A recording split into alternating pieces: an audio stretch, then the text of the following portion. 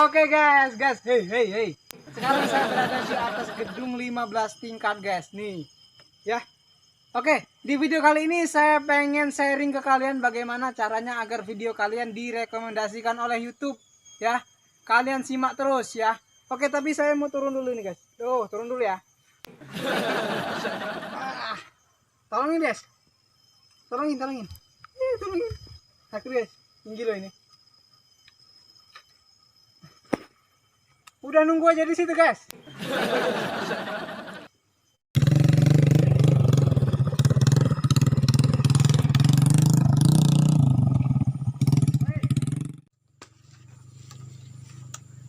Oke, selamat jumpa kembali teman-teman ya di channel Swaka TV.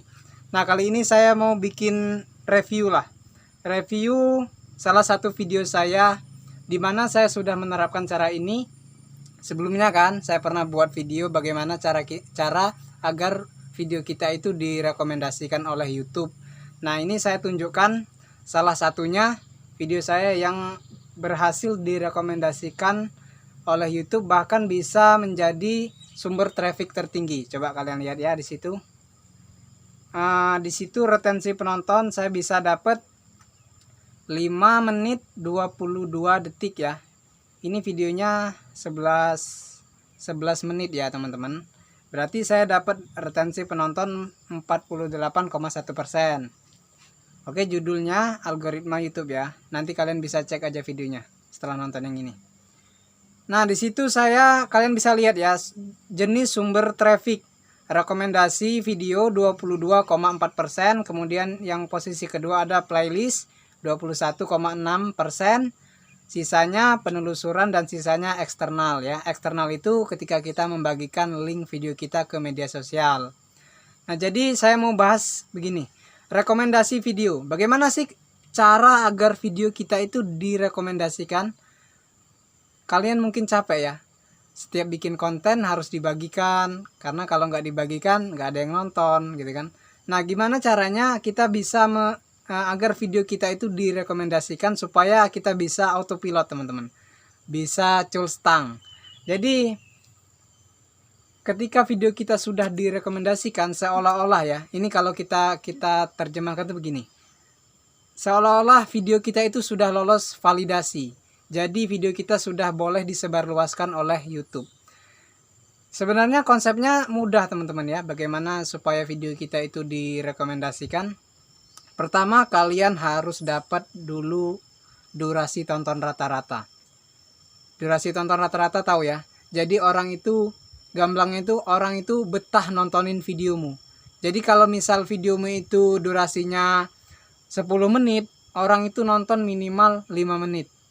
Jangan orang videomu itu 10 menit, kemudian nonton 1 menit terus pergi, terus close. Artinya retensi penontonmu rendah. Jadi syarat yang paling pertama yang saya ketahui ya, yang saya alami di video-video saya yang lainnya juga begitu.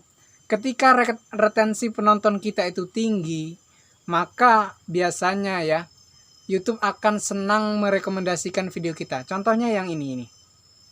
Yang video yang ini ya, saya bisa dapat 22,4%. Bahkan bisa menjadi posisi teratas dari sumber traffic video ini. Karena retensi penontonnya tinggi. Kalian bisa lihat saya dapat 48,1. Sebenarnya ini belum terlalu bagus ya. Yang bagus itu bisa 70%. Kalau kalian punya video yang retensi penontonnya bisa sampai 70% ya, maka bisa saya pastikan suatu saat video itu akan disebarluaskan oleh algoritma YouTube. Jadi itu syarat yang pertama teman-teman ya. Kamu harus bisa merebut retensi penonton. Kamu harus bisa dapatkan retensi penonton minimal 40%, 50%, kalau lebih bagus 70%. Maka akan direkomendasikan oleh YouTube. Nah, sekarang pertanyaannya, bagaimana cara mendapatkan retensi penonton sebanyak itu? Bahkan bisa sampai 70%. Ada sih video saya yang sampai 70%. Tapi saya kasih contoh yang ini dulu. Gimana sih caranya mendapatkan retensi penonton sehingga nanti video kita itu bisa direkomendasikan oleh YouTube?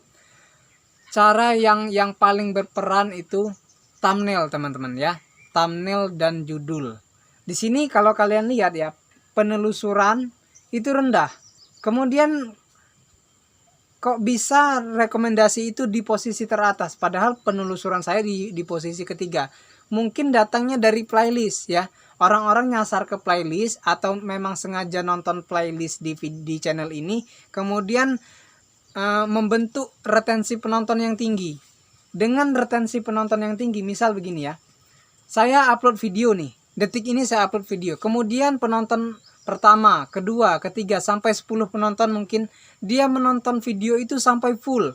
Artinya 10 orang ya, 10 view menonton 10, atau jangan 10 ya. Kita kasih gambaran 20 aja.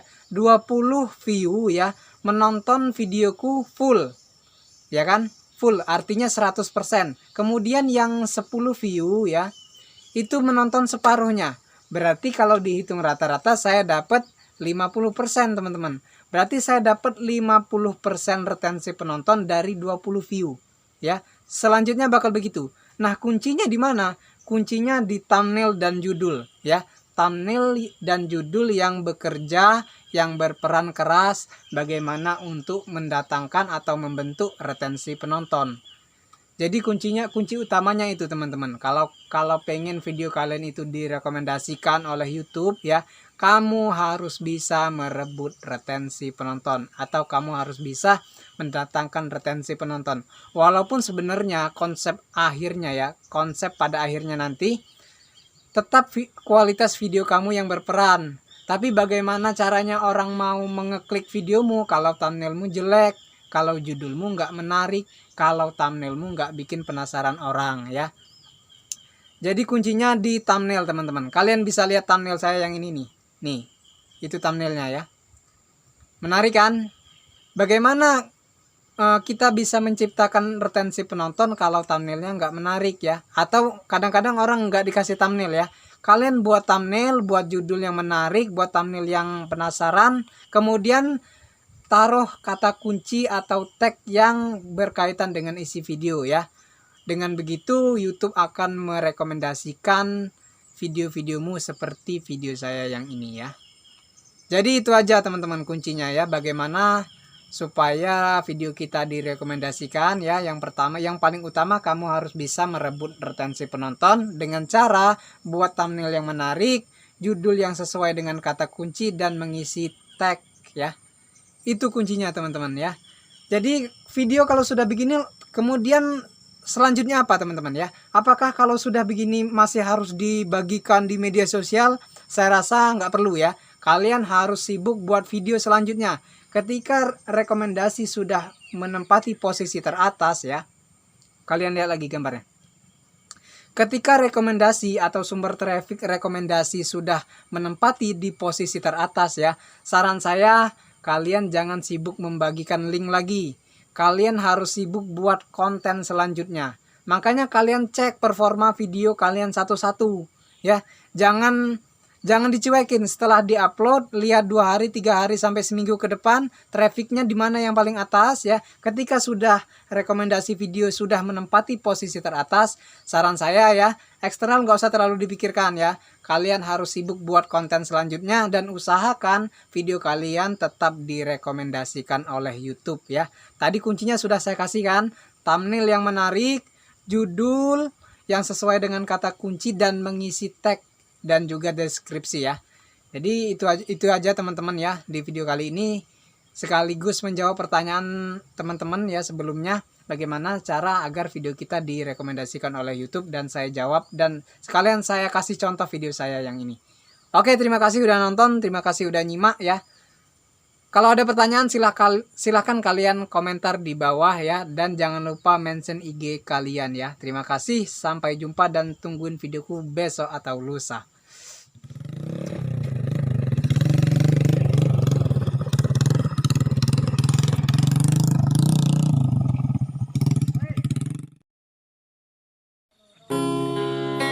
Kaulah pelipur kecut cangkemku, kaulah yang selalu enek neng saku, lintingan,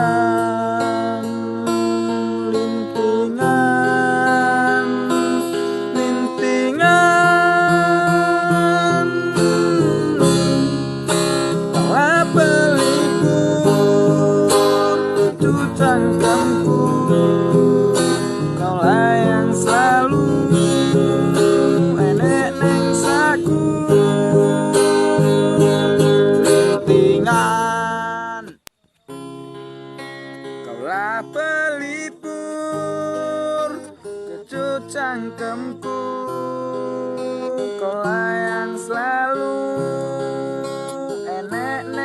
bangsaku.